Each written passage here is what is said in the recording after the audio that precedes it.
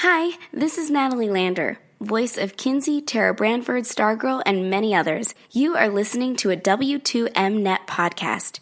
You can visit W2Mnet.com for other podcasts about entertainment, video games, sports, and wrestling.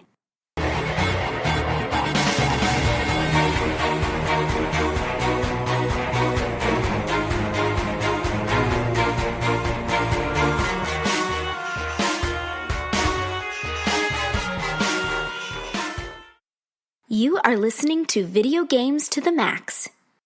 Hello and welcome to Video Games to the Max episode 217. And I'm your host, Sean Garmer, and here with me as always, Mr. Marc Morrison. Howdy. And also with us today is Mr. Jens Dietrich. Welcome back. Thanks, Sean. Glad to be here.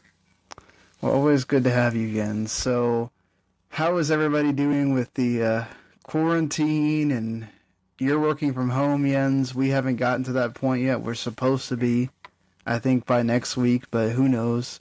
I've been on watch for this for like 2 weeks now and still nothing. So, how's all that going? People are pretty much living their life as normal, or at least they were, I think, until this week. I'm now starting. This area used to have really bad traffic. The traffic's good now. I'll fully admit I went to Grub Burger today, and I was the only customer there, so that was interesting. I had to go grocery shopping today. I had to go to 3 stores to get everything I needed. Yeah, I still didn't get everything I needed. Really? Things sold out everywhere? Oh yeah, like up here, like it's like bread is very. I mean, aside from like paper products, obviously, because people are morons, but like bread is like very hard to find. Canned goods hard to find. Soft drinks hard to find. Like lunch meat and pop, hard to find. Like half the frozen aisle in every store is also like sold out. Wow. Yeah, it's not as bad here yet. We've got lots of lunch meats in the fridge now, so. But I like eating out. It's going to be real. Man. Well, you could do takeout. That's true. So I went into Arby's the other day because I got an Arby's gift card as a gift recently. Yeah, I told you, Sean. You like Arby's. Yeah, I like Arby's too. And I really enjoy that new bacon, the brown sugar bacon BLT.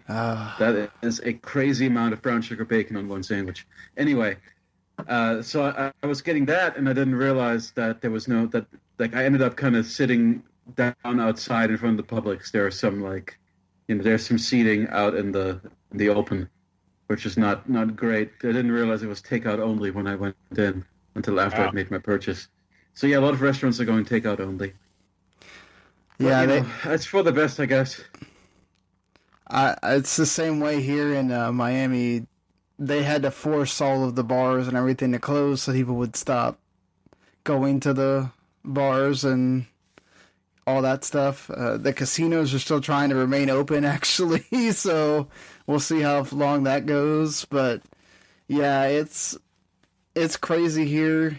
I went to the Winn-Dixie that's closest to me. I didn't feel like going to the green Walmart that's like across, like you have to go across the main road and then it's there also just to see if they had more kinds of meat. I was like, fuck it, I'll just buy everything here. I think the only thing that the entire paper aisle was like, as Mark said, was completely empty because again, people just, need to hoard toilet paper, I guess. And yeah, like it was insane. The amount of people that were just so much for social distancing. Y'all are going around reaching over people, trying to grab stuff. Like the world's not gonna end, people. We're all right. Like if you buy things like normal, guess what? People can stock up more. You don't need to hoard for 5 months. Like I get it that eventually it's gonna get worse.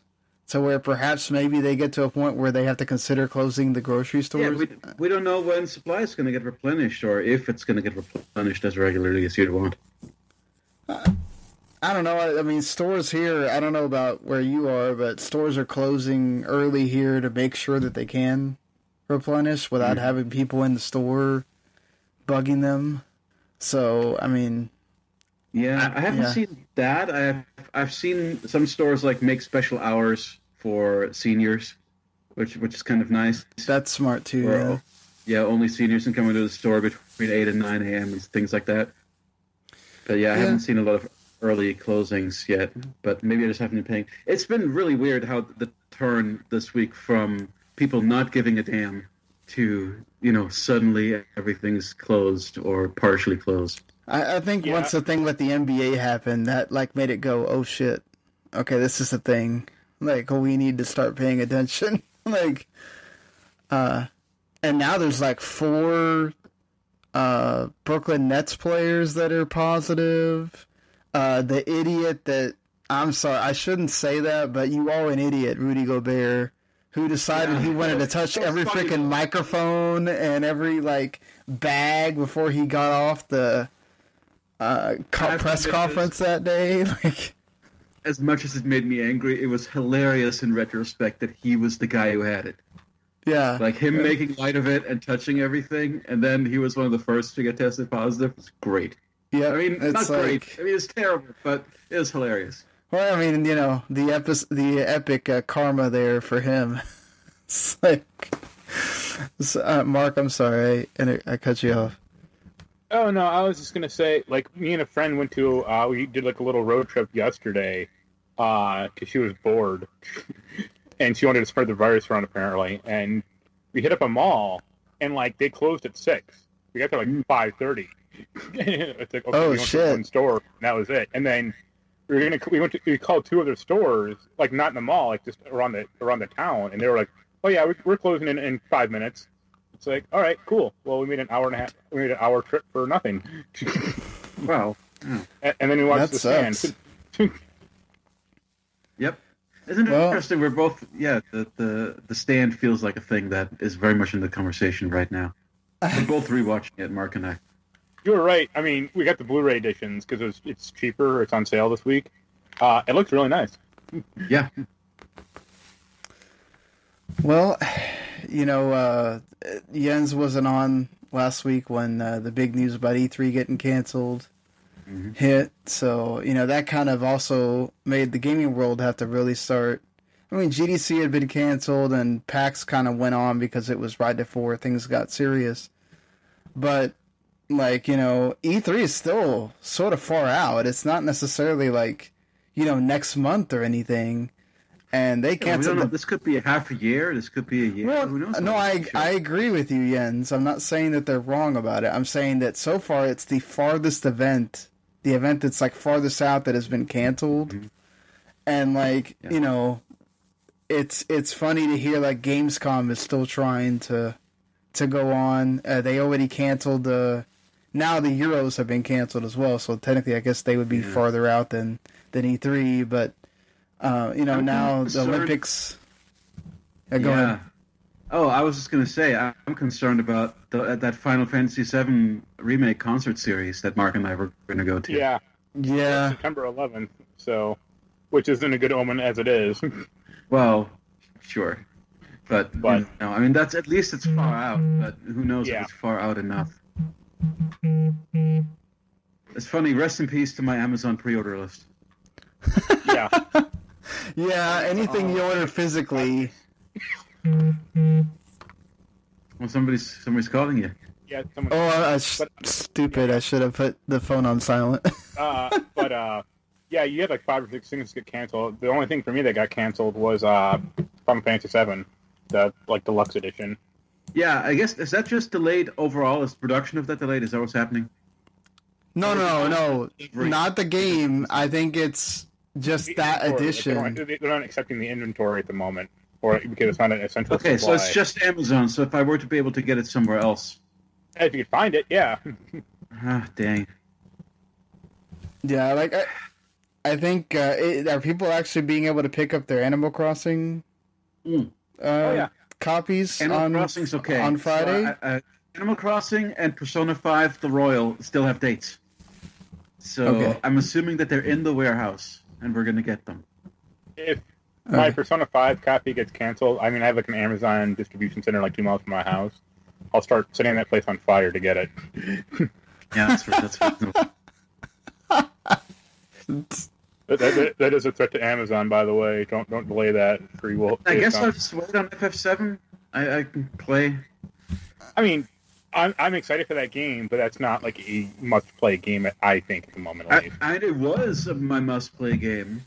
If I had gotten it on, launch day, I would have probably taken FF7 over Persona 5 the Royal as far as priority.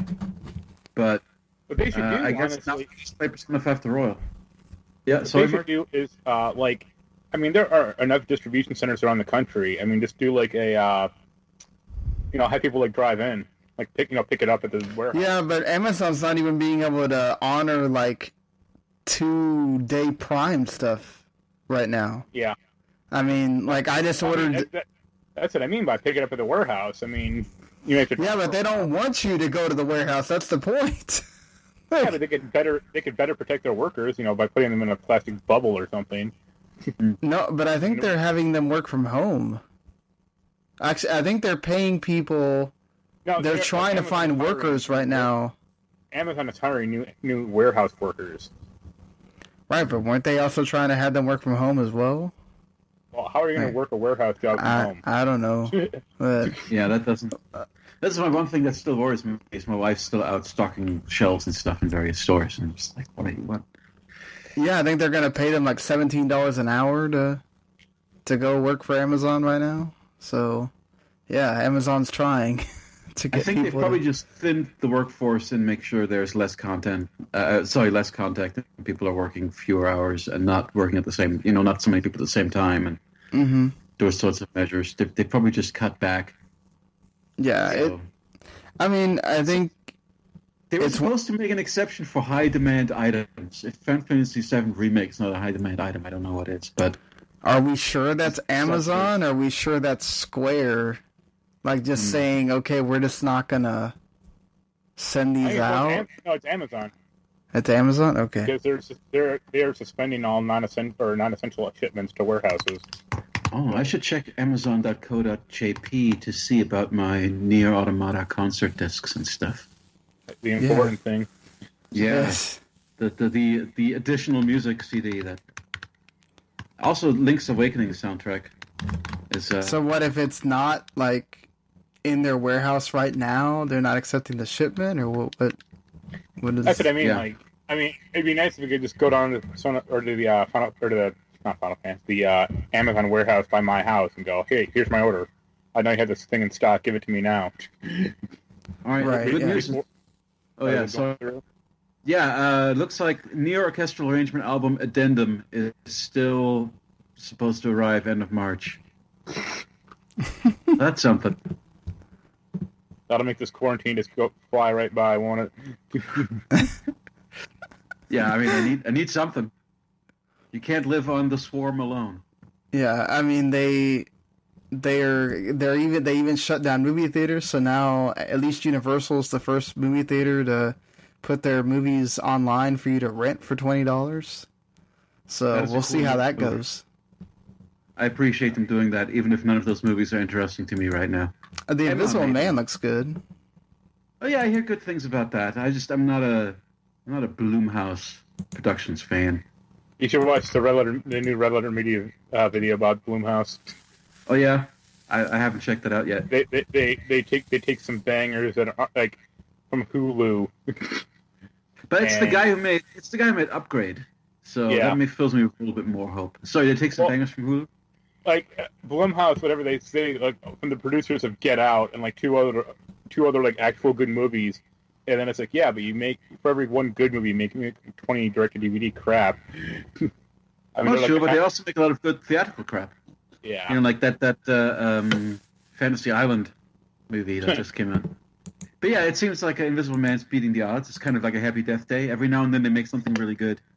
Yeah. But I don't know if it's $20. I just don't know if I want to spend $20. Even Emma, which I kind of want to see. I'm just like, well, I can just watch one of the 12 previous versions of Emma. And wait for but we'll see.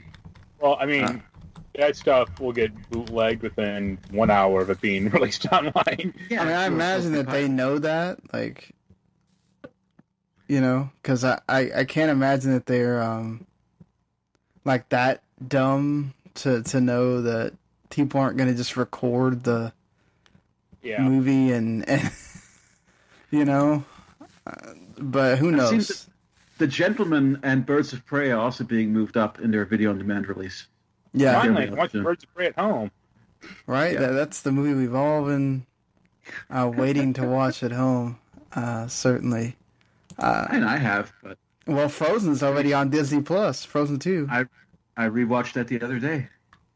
So I think they also said like Trolls World Tour was gonna get added really fast or whatever too for the kids. No, that's one of the three. It's a Universal that's putting out Trolls World Tour, Emma, and Invisible Man. Those were the three. And The Hunt as well, apparently. Oh, The Hunt, right? Yeah, sure. Gosh, I was gonna go see Bloodshot, but I guess not now. So Bloodshot. yeah, the Vin Diesel movie. Okay, Not up your alley. Let's say that. I know nothing about that. Yeah, I will say that Scooby-Doo movie looks decent. That I saw when they showed it on the Sonic movie. So there's that. But yeah. Getting back to the video games, I'm sure someone's yelling at us by now. So A lot of banter, but yeah, banter's good. Some podcasts will do an hour of banter before they do any relevant content. sometimes if you're like somebody like me that has limited time between going to work, sometimes that gets annoying. So I know everybody right now is talking about how they've got too much time, or like now you've got all the time to watch and play all the things you want. It's like, no, how does working from home give me any extra time in the day? Like my situation really has not changed. Well, there are people like Randy that work in a casino and he's not able to work at all. So I guess then you would have the ability to not working.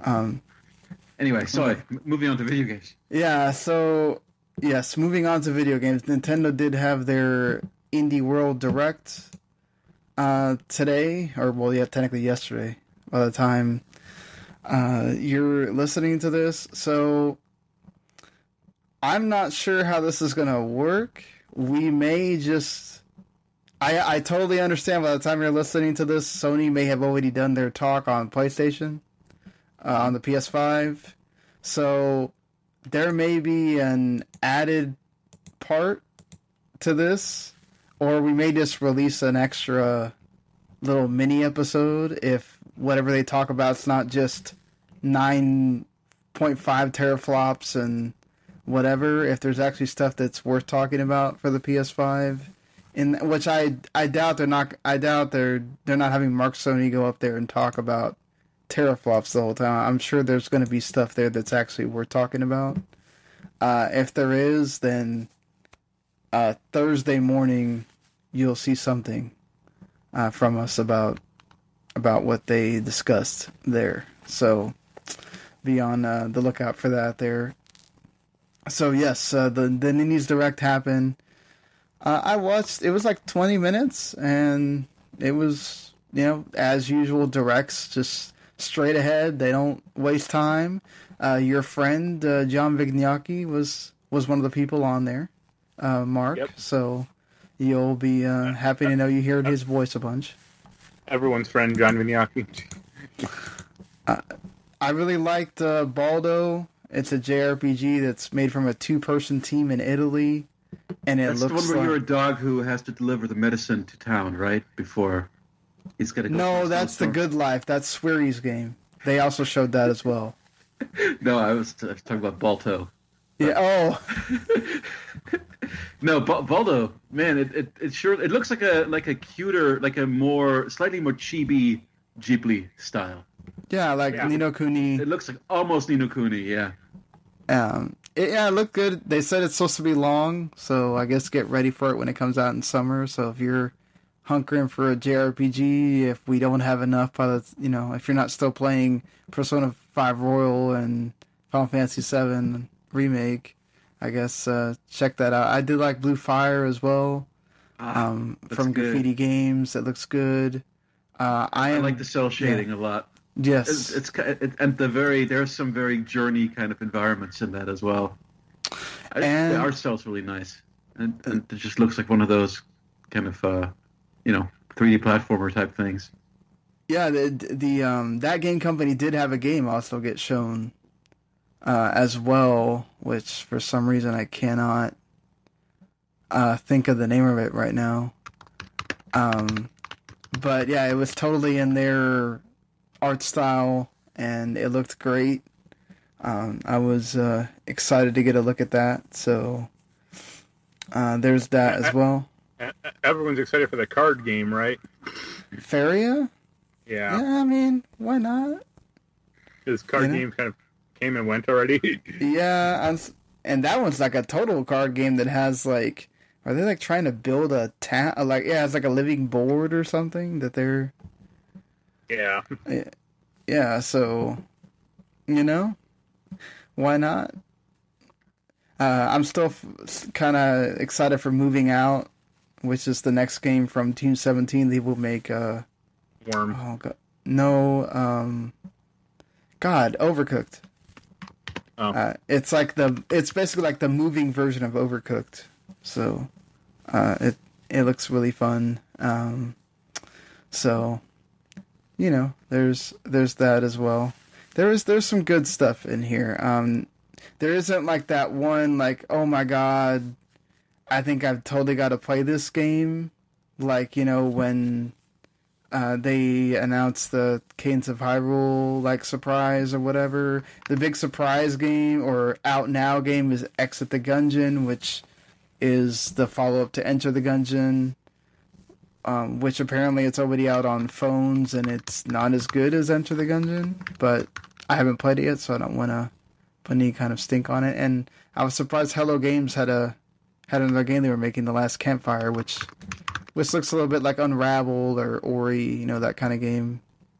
Metroidvania that has like a cutesy character. So, yeah, some good stuff from this 20-minute direct. If you're a indie game person, especially for the Switch, there's a lot of console exclusive on the Switch for most of these games. So, which means it'll also be coming to PC eventually. Yeah, it's all coming to PC. It just means it's not coming to PS4 or Xbox for a while or whatever.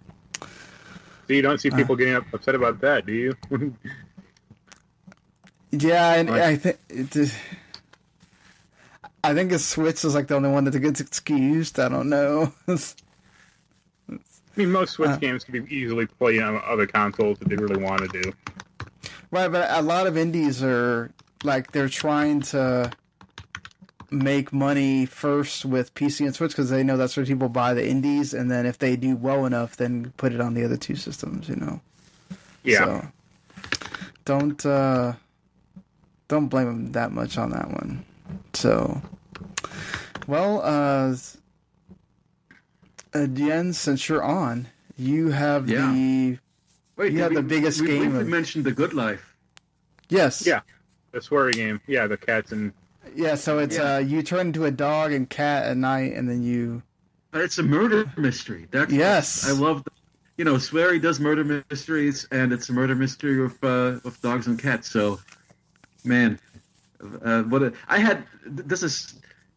it's funny. I actually had no idea. I kickstarted this game when a couple of years ago, when he first talked about wanting to make it when the Kickstarter came out, and I had not paid attention to any of the Kickstarter updates for years and years, so I had no idea what it was. It was just based on Sweary's name. So to find out what it is, it's just like, of course, it's dogs solving a murder. Perfect. Yeah. I mean, it could be cool. But you want me to talk about Nioh 2? Yes, I do want you to talk about Nioh 2. All right. Well, it's more Nioh. I'm already disinterested. Yep. Looks like the first Nioh. Like, there's no real graphical improvements that I can note. The level design and the tile sets and, like, everything about it. Like, early on, you start in, a cursed village, which is very much like the cursed village that you start in the beginning of Nioh. So it's like, okay, yeah, we're doing this.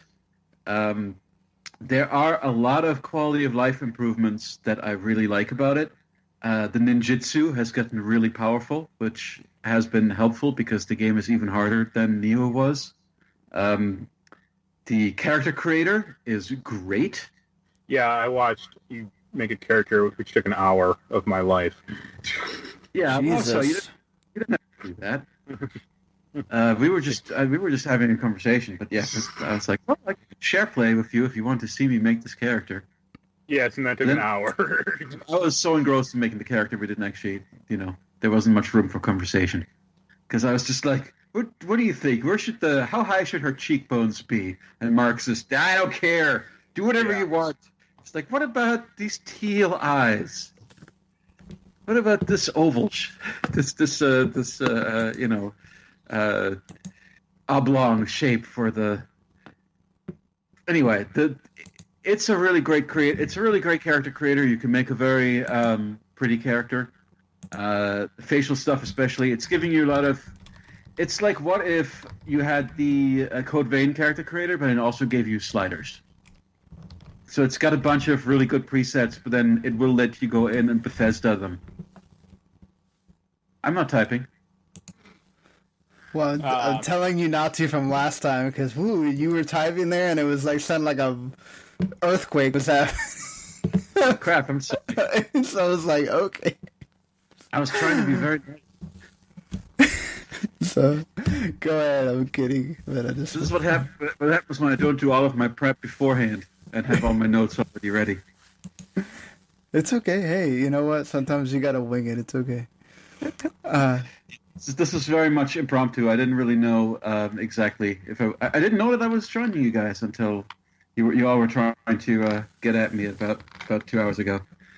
Anyway, so yeah, we've got lots of little enhancements. Like, for instance, you now earn skill points just from doing things.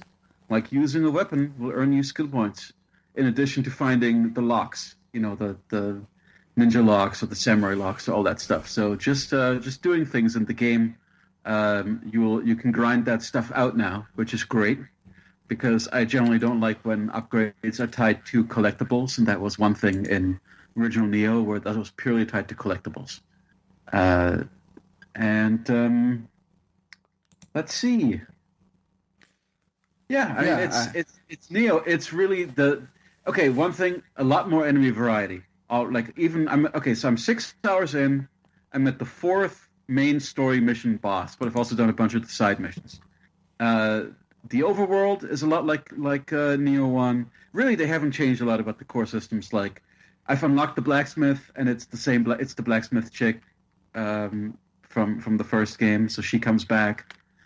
You have to kind of clear her village. There's a mission, like I think mission 2 or 3, early on, where you have to clear out her village before the blacksmith becomes available. And then it's very much all the same blacksmith mechanics as Nioh. You can kind of use weapons as materials to give other weapons the same kind of +1 or +2 stat upgrades. You can use the smithing materials that you find to do stat upgrades. You can fuse one weapon kind into another weapon kind. All that. Nioh that game gives you so many options. You look at those skill trees. The skill trees have gotten amazing. I mean, they're huge. They're more like a Yakuza game now, where it's this kind of like blossoming flower with a bunch of nodes that are going from a center outwards. And the more you fill in, the more you get, lots and lots of little bonuses that are tied together, some passive, some active. But yeah, they've really blown it up. It's no longer. I think it used to be kind of a list with linear progression upgrades for each skill type, and now it's this big sprawling thing. People rag on Final Fantasy XIII, but I wonder if Final Fantasy XIII was the game that innovated that kind of upgrade system. I know a lot of people at the time were complaining about the Chrysalis Sphere or whatever it was called, but it really has, been very influential in game design. I mean, I loved the Sphere Grid when 10 had it, and then 13. I was going to say, wouldn't that be more? 10. Yeah. Okay, and people like that, I thought. Yeah, and then when 12 customized it even more with the jobs and stuff, people like that as well. Of course, we didn't get to play that version until later, but, I think being able to iterate on that so much that all these games have, and then, of course, Nioh does it. Nioh 2 does it as well. I mean, I'm looking at a list here on OpenCritic, and it doesn't have I think it doesn't have a score under 8. So Yeah, I mean, it's super slick. It's as slick and as well balanced. The thing that they did with it, and which they did with the original Nioh as well, of course, is they had these very lengthy beta periods.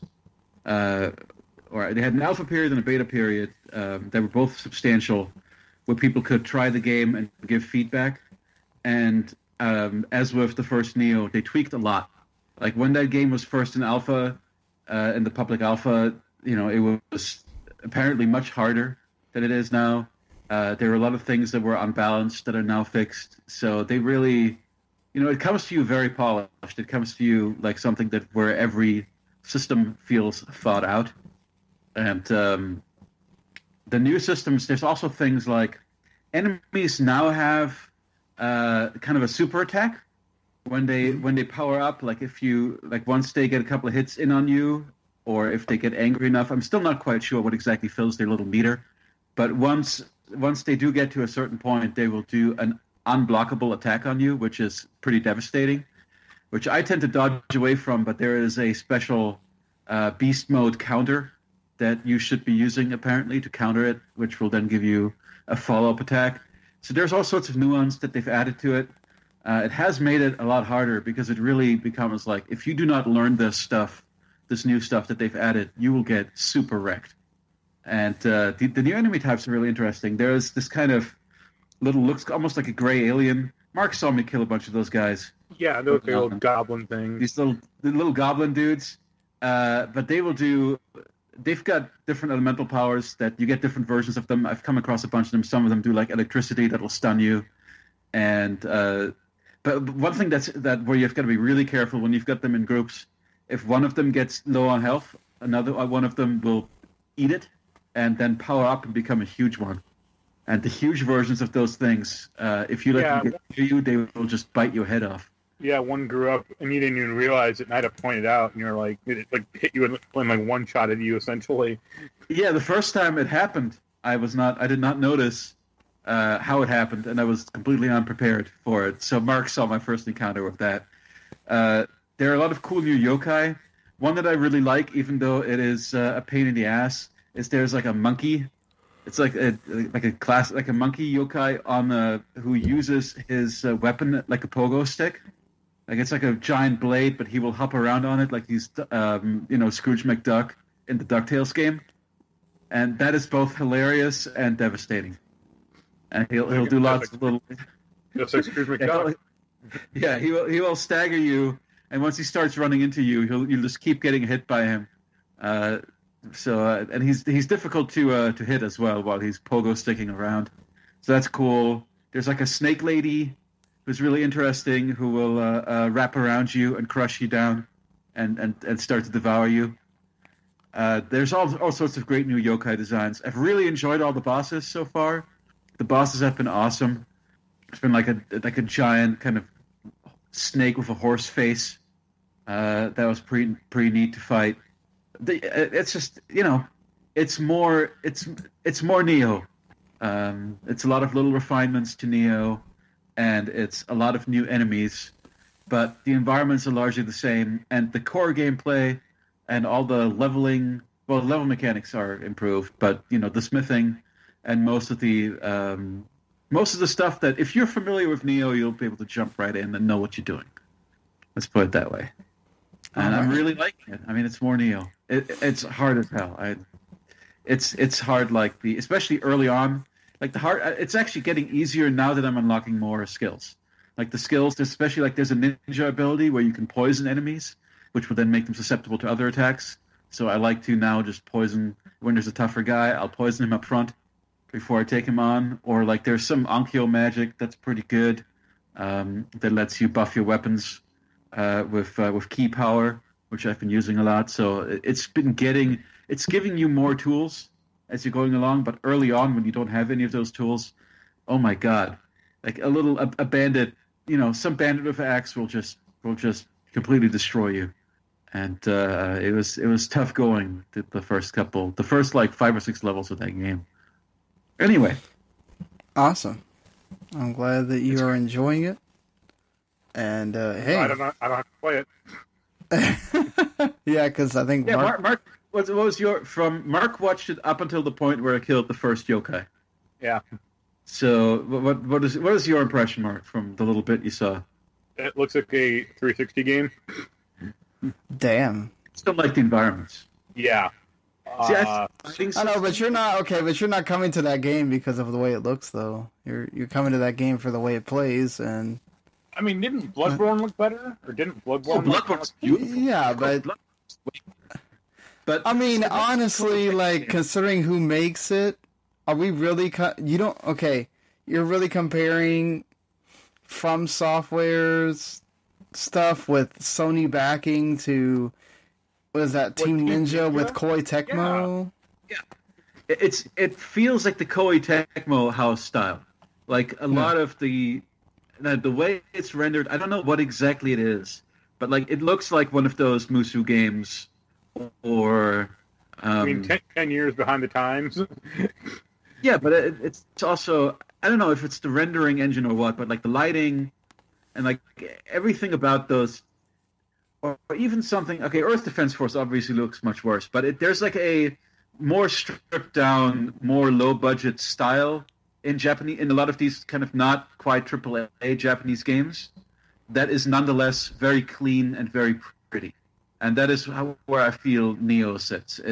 I actually think it's quite beautiful. It obviously does not have the level of detail and it's not as ornate as a From Software game at all. You're acting like From Software as a AAA developer, and that's the funny part to me. Now, you look at earlier From Software games, and they're also not as the move to get more for them was really when they stepped it up with that. Which one? Which game? Like really Bloodborne and Dark Souls 3 is when they took it to a new level. Yeah, I agree there. It wasn't the 9th Armored Core game they made. Yeah, you look at those Armored Core games, and they look more like something like a Nioh as far as the environments. Yeah. I mean, yeah, it looked like Nioh, like the first one, except you didn't unlock anything yet, like the alternate stances or anything. So. Yeah, I was just doing very boring, trying button mashing early on. So Mark did not see me get good. You know those games could use an assault rifle. Yeah, but then what if the enemies had assault rifles? Then it would just be super frustrating again. They don't. They use sniper rifles. Oh, we're not gonna make this. What was that game? I forgot. Remnant. Yeah, let's not make this a Remnant thing again. Yeah, so let's not sully Remnant's good reputation with things like Nioh and Bloodborne. Oh my god.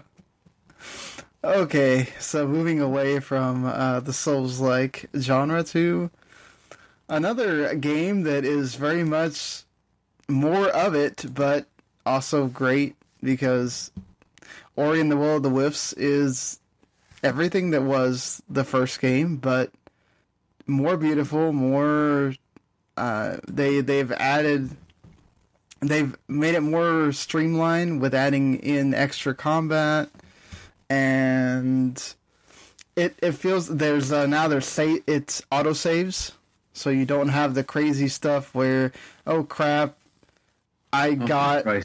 Yeah. Other than the chases, which you do like, I've only gotten to do one chase, but other than the chases, you do have like those save points are really good for. Oh, good! I don't have to go back halfway the way I came. Oh, it's right there. So I really like that. They do still have the manual save little fountain things that you can find and save that way as well. But I just like it already hits you at the beginning before they even really start anything. It's going through that same route with Ku the owl and what happens to him, and it's so sweet. And then you get to already play. Get to use Ori and get his... I've only played, like, the first, few hours to begin with, but, like, I didn't want to stop playing. I had to stop playing to do the podcast, but, like, I wanted to keep going. It was very fun, and just... I wanted to keep finding things and keep finding more of the keystones, and there's characters you could talk to. It feels like more in this one than the first one. Well, the first one had no characters. Yeah, so like big bear thing, and that was it. Like there's characters that, and you get introduced to one very early on that gives you the first keystone or whatever. This game has like a hub world, or like a town you can go back to, which filled up like in SteamWorld Dig. And it has like a shop that you can upgrade stuff. Yeah, I mean, I'd want to play it, but I know the console version is currently screwed. And well, it's not right now. They've patched it and everything. No, I saw some rough looking stuff today that, like, it's still not 100% correct. Let's say that. Well, I mean, you can always play the PC version. Yeah. But what if I could afford it? Yeah, I might have to see if I can find you a... You could sign up and do the Game Pass Ultimate for $1. Yeah, then can play Gears of War with the Yens also. There you go. God, see? No. He's like, oh God, no. Unlike your other friend that wouldn't be dumb at the game, it would blast through it on normal. I don't care about playing it hard. Man, it's such a slow grind getting through Gears 5. Is it because of the game or because of your friend? It's the encounter design. The encounter design is insane. I mean, on hard anyway. It's like, okay, Mark says just don't play it on hard. But it's like, we've just been our tradition to play every Gears game on hard. But this is the first one where we're like, this is on another level. It actually, it may be the hardest game that, like, even harder than like a Souls game to me. It's the hardest game I can think of ever playing, honestly. Like, we're still in like Act 2, and it's just, 20 runs at an encounter, and then you finally do it, and then the next encounter you get just as stuck. Because it's got all sorts of, FU kind of design. Here's the solution to any Gears combat problem. Step 1, pick up Hammer of Dawn. Step 2, use it. No Hammer of Dawn so far. I always hated that in those games. It's super limited and like situational, and it's like, well, why can't I just carry this thing around all the time? I mean, so I didn't mean like oh no, because I don't want to play Gears 5 with you or anything. It's just it's also a really long. It's like a much longer game than the other Gears games. Mm-hmm. So I just don't know if I'm up for. Like, I've played every previous game other than Judgment like 3 or 4 times with different people, and I don't think I'm going to do that here. Well, maybe if you played it with Mark on normal, it wouldn't take you. Yeah, maybe that could be fun then. Maybe. Unlike Resident Evil 6. But yeah, you should. Game Pass seems like a good thing. Yeah, I mean, come on, Resident Evil 6. It's been enjoyable. Okay. The next one is Strange Brigade. We both grabbed Strange Brigade, so I'm curious to check that out. I think I have that on PS4. Is that what you guys have it on? Yeah. Yep. Oh, shoot, I could play with you. Is it a 4-player game? I think it might be. Yeah, it's a 4-player co-op game. Oh yeah, we should at least do a group of 3. Yeah. Yeah.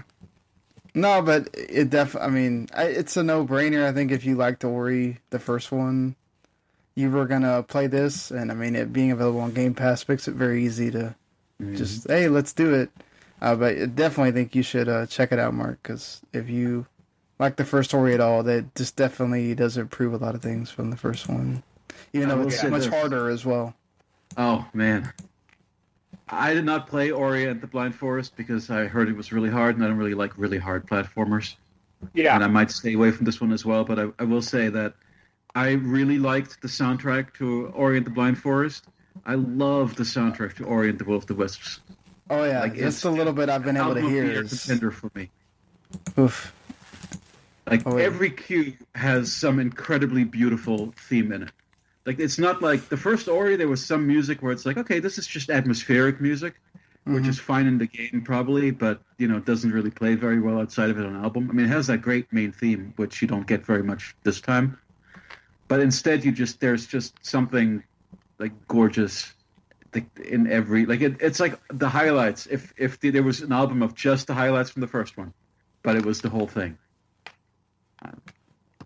Really great. Yeah. Well, yeah. So 2 games that are better than or just as good as the first that you should definitely check out if you like those. And Meanwhile, you guys are playing new games, and I'm over here playing Metroid Fusion still. Yeah, and you keep... It's funny, because it's like I have no frame of reference for what Metroid Fusion even is, and you keep bringing up playing more Metroid Fusion, playing more Metroid Fusion. Like, it's like your... Metroid Fusion is really good. It was a GBA Metroid game. It's like the last in the franchise, canon-wise, and it involved like something called the X-Parasite to like copy Samus, and so there's like an evil Samus running around like fucking your shit up constantly. And you're playing this on what? On some kind of an emulator device? No, I actually have a cartridge. I'm playing it on my Super Nintendo. I have this like weird hack ghetto-looking cartridge that like lets me play GBA games on my Super Nintendo, or Super NT, I should really say. I'm playing using that. Here we are. So the Super NT pairs well with that adapter. Yeah, kind of. More or less. Let's just say that. How's that been treating in general? The Super NT. Yeah. Is it everything you hoped? It's fine, except I did run into one weird problem a few nights ago. I was showing a friend of mine. I was going to show her Star Fox, the first one, because as an example of a SNES game looking like ass. And I played it for like 10 seconds or 15 seconds, and the game like got corrupted. Damn! It like the game like just freaked out, and like my shift and everything disappeared, and like the game like didn't necessarily freeze. It kept kind of going, but it just got like messed up. And then I have a ROM card, or I have a flash card, and I loaded up into that and it played fine. So I think it was just that cartridge that was screwed up, or like something was wrong, weird with that cartridge. Maybe. So it's the cartridge, because I could imagine, Star Fox is kind of one of the most demanding games technically for the SNES. No, I mean that NT plays anything you can throw at it, which is really nice actually. Yeah, like you showed me that Zelda with cutscenes. Yeah, that MSU Zelda looks fantastic. Man, that's so neat. Yeah, I've been playing like that. I've tried to play Street Fighter V online last night to not great effect because that online is terrible. But I thought they patched it. Apparently not. Or if they did, I can't imagine it being much worse. Like Samurai Shodown on the Switch has better netcode or better online. Well, yeah, I've heard the netcode is not and great for that at all. It's like no. I mean, no offense to Samurai Shodown, it's a B-tier gaming franchise, or fighting game franchise. Well, it is. Street Fighter V is supposed to be like the premier one, or one of the top ones, and it's like your online doesn't work right. Like what? And that's what you're coming to that game for. Yeah. Oh, considering like how online focused it is, it's like more nuts. It's like what happened? They'd already been out for a while, so they probably just kind of like, well, okay, let's put it on Switch. Hopefully, Street Fighter VI, if they ever make that, that has good online, but we'll see. Well, Jens, it's funny because this is the third time we're gonna go through this because the week it came out, Mark talked about it, then I talked about it last week.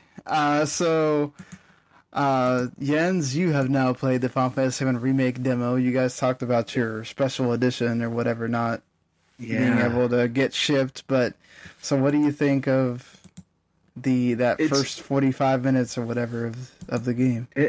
I feel it's everything that I would want from a Final Fantasy VII Remake. Like they've really smoothed over the characterizations, like the way that they bring in Cloud, and the way that they. A lot of certain things are brought up much earlier than they were, certain plot points than they were in the original game, and you kind of get to relate to Cloud right away rather than him being a distant jerk early on. I mean, he's still kind of a your tough guy with a heart of gold character, but there's just so many smart choices that they've made in how they've adapted it. The characters are really lovable. The character designs are amazing. The rigging on the characters, especially armpits and stuff like that, I'm super impressed by. Combat system's good. Wait, hold on. Did you just say that you were impressed by the armpits of the character? Okay, armpits. What? Hold on. All right, I don't have some kind of weird fetish or anything. I'm just saying, armpits in video games are really hard. Okay. I'll remind you, this is the guy who spent an hour making a character in Nioh too, by the way. No, that I can understand, but we're talking about armpits. All right. Speaking of things being expanded upon, there is, there are, like, in the original Final Fantasy VII soundtrack, there were things that were just like, here's a subtle little motif. Yes. That doesn't get, like, expanded upon musically until much later in the game. And here, like, you get it right away. Like, the reactor theme. Mm-hmm. Like, everything they've done in adapting the music is remarkable. Oh, and then the different versions of some of the songs are, like, so freaking great. I was listening to the soundtrack by itself after I got done playing the demo. Like, because it's so good. Oh, so. Yeah. My only thing with it is that it does sound huge kind of all the time. Like, even while you're just running around exploring, the soundtrack is at like a 9 or 10. It's pretty bombastic, I think. Yeah, so like, I don't know if it's going to have, like, the old one had a lot of ups and downs, or maybe it just didn't quite feel that way because everything didn't sound like a, huge, like the Hans Zimmer kind of orchestrations, which this definitely has. It's like very, very modern orchestrations, very thick. So I don't know, that might get tiresome, but so far it's just, I don't know. I like bombast, so for me, I'm in heaven with that stuff. And the final boss is really interesting. It went on a little bit longer than I would have liked, maybe. I felt like it just went on a long time. Oh, yeah. It definitely felt like that. Because that was a boss that I think in the original you beat in, like, 5 minutes? Yeah. Yeah, it's just like when you put the tail up, don't attack it, and then you just keep using thunder over and over. And I was surprised how many phases he had. But I did enjoy the variety to it. Like, you kind of had to go through, okay, I've got to use this magic, then I've got to take cover, then I've got to hit him from behind. Like, there was just a lot to it to keep track of, and I thought it was an entertaining boss fight. Yeah, I mean, it definitely does give you definitely do need to be paying attention, and you got to be paying attention to both guys. I had Cloud dom me twice, and then I had to switch over to Barret, and then I do like that the ATB... like a potion is used up for the ATB as well, so there's sort of extra strategy there too. So it's not like, I can just spam on my potions. I think a lot of the difficulty problems are because you don't have access to, like, the actual menu system, like the materia or, like, leveling up. Yeah, like, that's also nice. Too. That's your first. Yeah, that's your first boss. I mean, it's not that usual to die to the tutorial boss. Yeah, but I mean, like, even in the demo, you're, like, leveling up, and it's like, well, this doesn't matter because I don't have access to skills. So right, exactly. Who cares? Fair enough. Well, and I also, for me at least, it switched it because I always give Cloud, Bolt, and Cure, and then I give Barret Fire. So I was like, oh shit, I had to fucking switch over to Barret to fucking Cure, and it's like, this is not the way I play this game most of the time, so like I had to get used to that. And it did take me a while to figure out the whole, oh crap, I had to have ATV available to use a potion or to use Cure, so it's like, oh, okay, have to get used to that, so it was... I'll probably end up doing it and building my characters in such a way that I won't have to switch too much, because I'm not, like, to give most of the key stuff to Cloud.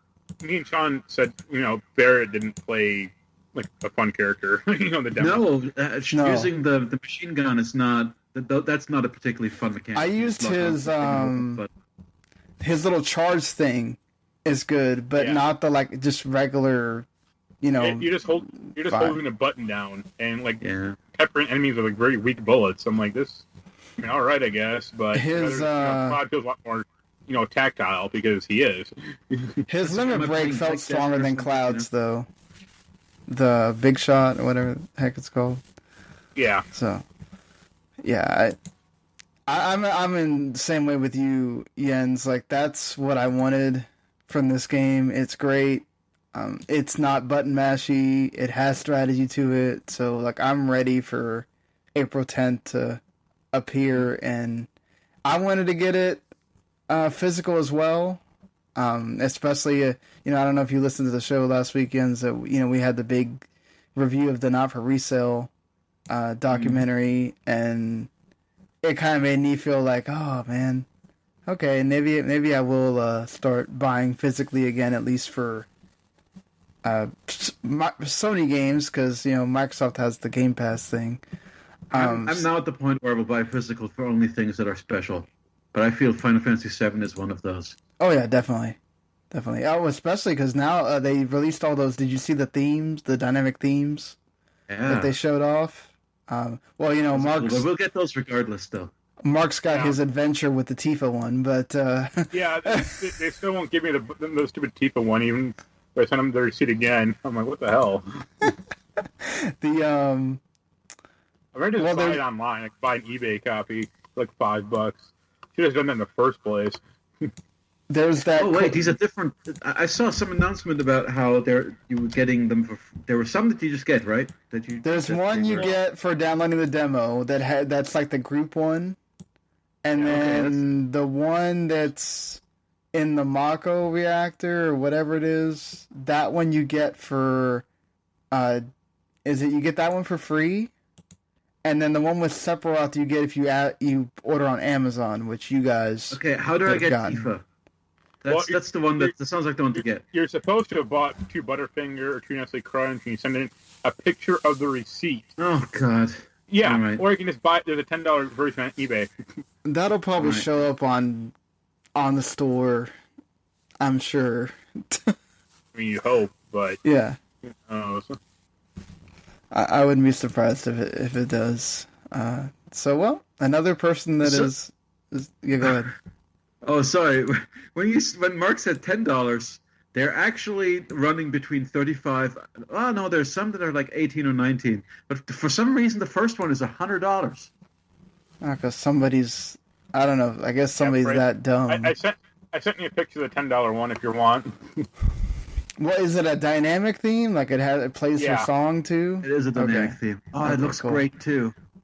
Oh, I might just spring the $20 and buy it. I don't know. I'll wait. I'm sure that they'll have one for Aerith and one for her. Well, like Persona 5 Royal, there are themes for every character, dynamic theme for every character in the Japanese store, but they haven't announced it for America yet. I'm wondering if we'll even get them or not. They'll probably release it when the game releases. Yeah. Here, like they tended to do with most of the other ones. Right. But all right, is there any other games you guys want to talk about before? Resident Evil 6. Let's talk about it. No, but Mark, aren't you playing Waifu Simulator, but with Jodie Whittaker as your waifu? Oh, that Doctor Who game. Oh, yeah. I haven't fired it up since then. It made me nauseous after I played it the first time. So, I think I have to use an analog stick to move around in a VR game. That's what makes me sick. If it's this teleporting, then I'm okay. But yeah. Also, Doctor Who still sucks. Damn. Okay. I didn't think Mark would. I'd hear Mark say that, but yeah. Oh, you didn't see the last episode. I showed Jens part of the last episode. Oh man.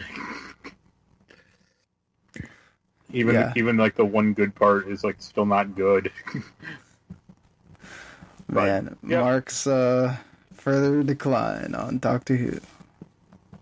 Until they replace... I think Jodie Whittaker still could be good. I think the way they write I don't think it's her. It's the writing. I don't think it's her. But yeah... Yeah, I like Jodie. Because I enjoy her as a doctor. I don't dislike her. I think it's the way... The writing is just not great. Yeah.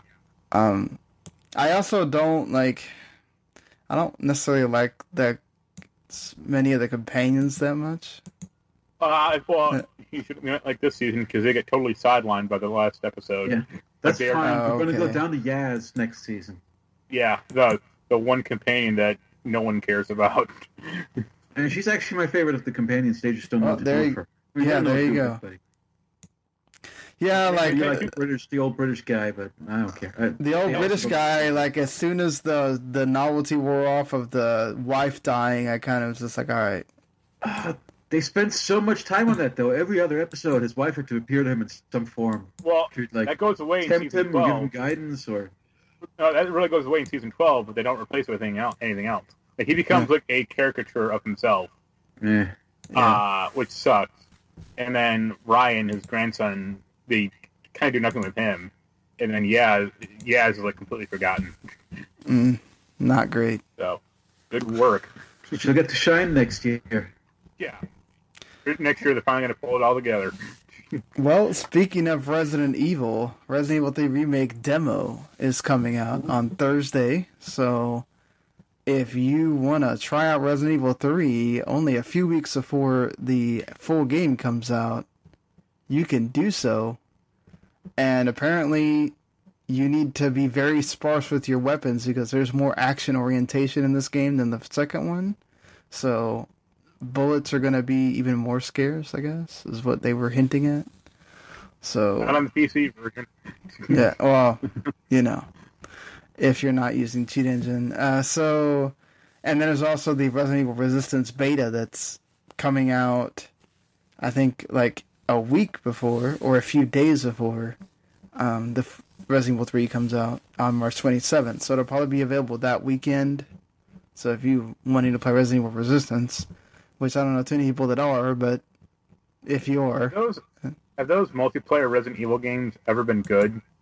I don't remember any of them being good, but yeah. I think like the first PS2 one was like moderately okay, but even still, like compared to like the others in the genre, it's like, what? Like, who cares? It's just like, they keep making these multiplayer Resident Evil games. It's like after the third or fourth attempt, like, why? They want to. They want something to hit because they're seeing how this, Call of Duty comes out with Warzone and people are immediately playing it and, whatever. I would think Resident Evil is not Call of Duty.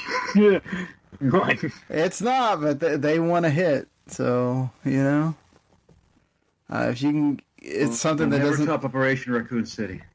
Yeah. Oh boy. We'll go through this quick because we don't need to spend too much time on it. But the top games for February, and of course, obviously, it's no surprise Switch was the top console. It's the only console that's relatively young. So, yeah, that's gonna sell the most.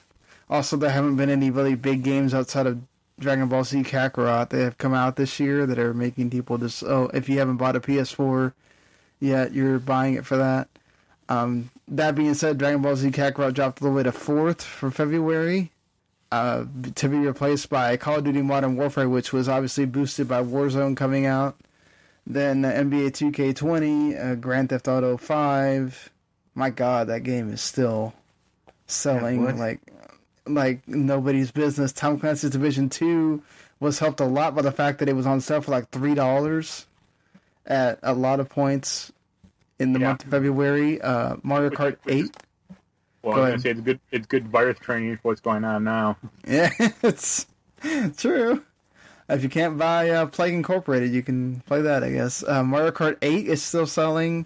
It's still the highest selling Switch game. Ring Fit Adventure is still up there. It's actually a really good workout. It's a really good workout, actually.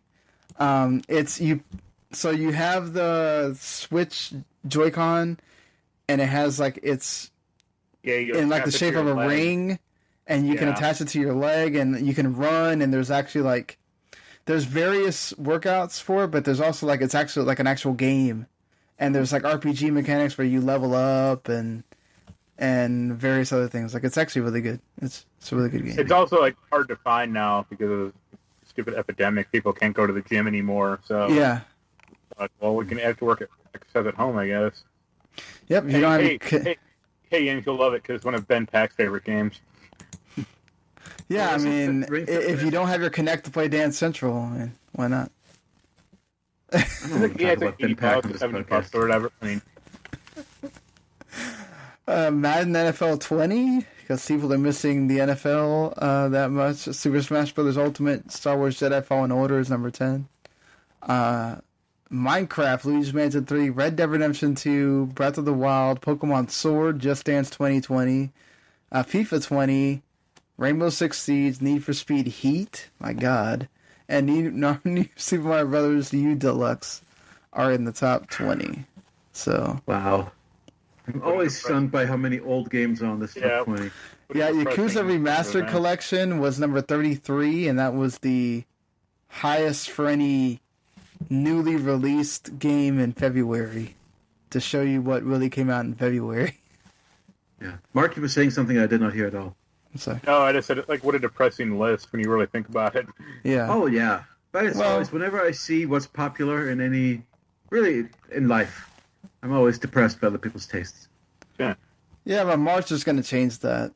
So we don't have to worry about that for very much longer. You got Nioh 2, Animal Crossing, MLB The Show, Doom Eternal, Persona Royal, and I can't remember. There's something else coming at the end of the month that escapes me right now. So March, there will definitely be a lot of new games on the list, which I wouldn't be surprised if Animal Crossing is the leader when we get to looking at this for March. But I mean, apparently that game is great as well. So if you're a Animal Crossing fan, Yakuza Remastered at 33 is heartening. That's the one real positive. Hey, why not, right? Yeah, and those are fantastic games. And yeah, I definitely should check them out. I'm going to keep putting those out, so I'm glad that they're selling. Yeah, wait till Like a Dragon comes out, and then it's going to sell even more. That'll be really interesting. I wonder how that's been doing in Japan, seeing how it's such a gameplay change. I know it got well reviewed, but I bet they like it even more, right? Because Japan loves their RPGs. Man, some of those summons are just incredible. I know. What's the video for that? I'm just like, what in the hell am I watching right now? It's amazing. But it fits that like game series so well to just have such random summons. Awesome. You saw the cat who turns into a tiger, right? Yeah. I mean, That's it's amazing. sold 400,000 copies so far, which that's not terrible. No, it's good. Like for a game series that almost died around the time of 5, when they were like, we're not sure we're going to keep localizing these. Well, they didn't. I mean, for a while. Yeah. Well, yeah, it was like a couple of years behind the Japanese releases. Yeah. I didn't even know those games came out until they would show up on PS Plus. Until Yakuza, was it 0? Yeah, 5 showed up on PS Plus like a couple of months after it launched in America. I mean, that kind of shows you, like, 0 was the thing that just really catapulted. Yeah, well, 5 was digital only, and the new consoles were already out, or about to be out. I don't remember exactly, but it was like at the end of the life cycle. Yeah. And also, that's not the Yakuza game you want to jump into if you're going to jump into a new series, you know. Well, the fifth one in this series isn't the one you want to get into. And it's deep in the ongoing soap opera story of 3, 4, 5. Like that's almost like a trilogy. You know, that's almost like a trilogy. Yeah, connected. true. So, you've got Saejima, all those characters from Persona, Yakuza 4 coming back. And Yakuza 6 does nothing with it. So way to go. No, I come on. I like the Yakuza 6. Just kind of tells its own. I mean, that's the Haruka story coming back. It takes at least one of those storylines and continues it. But you're right. We don't do anything with Saejima or Aki. Oh, what's his name? The real estate agent. I really like him. I can't think of him now. But yeah, those guys don't come back. Yeah, if he came back for Yakuza 6. Well, you know, he came back for like a very brief. I think he had like a brief cameo. He was in like one chapter. It's the same with like Majima. Like he pops up for like 2 minutes and that's it. Yeah. Yeah, for such a big character that people like. That's fine. I'm sick and tired. Like I used to love Majima. I think they've overdone Majima now, and they've changed him too much from what he was. It doesn't give me the same feelings anymore seeing Majima. Are you excited for that Super Mega Baseball 3? I saw the trailer, Mark. Okay. I mean, that looks like more of that, gameplay. I didn't play the second one because they didn't send a review code out. So yeah. But so there's that certainly, and well, probably the biggest thing that we had to talk about aside from this whatever Sony discusses on their thing is Microsoft revealing that you're going to have to purchase NVMe storage cards to expand Series X memory for Series X games. So this worked out great for the Vita. Yeah. Okay. So they were revealing the Digital Foundry was brought in to do a huge reveal of the specs, and I'm not going over that. I don't care.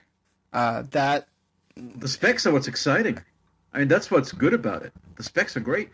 No, you got specs. No, and in the grand scheme, they don't really matter. I guess. I mean, it's cool and all, but I think to the layman person, I don't really care unless you're going to show me, like, okay, I did appreciate they showed off video of the quick resume, and they showed off video of the load times. Like, that speaks to me. Like, I can understand that. Like, thank you for showing me how all these games, he had like 6 games there that could be resumed really fast. I mean, that's pretty cool. I don't know that I'm ever going to use that, but... That's like the Back to the Future 2 scene when Marty's kid, at the TV watching six different TV shows at the same time. It's like, who is this for? Like, what does it matter? There's people that don't want to have to deal with waiting for their game to load and all that stuff, so that's... But they can't... What? Do they have to have 6 games in the chamber? Like... There's people that are excited about that little feature. I mean, but I think it's more about they're excited about it because the system's not out yet, and less about because they're actually going to use it. But I think the load times, that was really cool to see, like, how much faster it does load than the Xbox One X. SSD. Yeah, it's especially the benefit of an SSD, and because of that SSD and the velocity architecture that it has to use in the storage. This is why you have to use NVMe SSD cards, because they won't... I'm guessing if they allowed you to use the other stuff, it would, like, hurt the load times and hurt how fast the game runs. Oh yeah, if they've optimized it for specifically, we need this hard drive read speed, or transfer speed or whatever, and you're plugging in a USB, like an old-timey USB hard drive, that probably would not work. Well, what do you want to bet if someone cracks open this NVMe thing, and the heart of it will just be like a micro SD card? Yeah, it's still not super great running Xbox One games straight off an external hard drive. Like, it doesn't always work perfectly, and it can affect the load times. Yeah, I noticed that as well when I was playing Ori, because I have it kind of set automatically to the external, and I forget about it sometimes. Yeah, and I noticed that it took a little bit for it to start running without a little slowdown. Is I move anything that I'm actually playing onto the internal drive and use the external drive to offload stuff. So I'm just moving the games around because I don't want to delete and re-download them.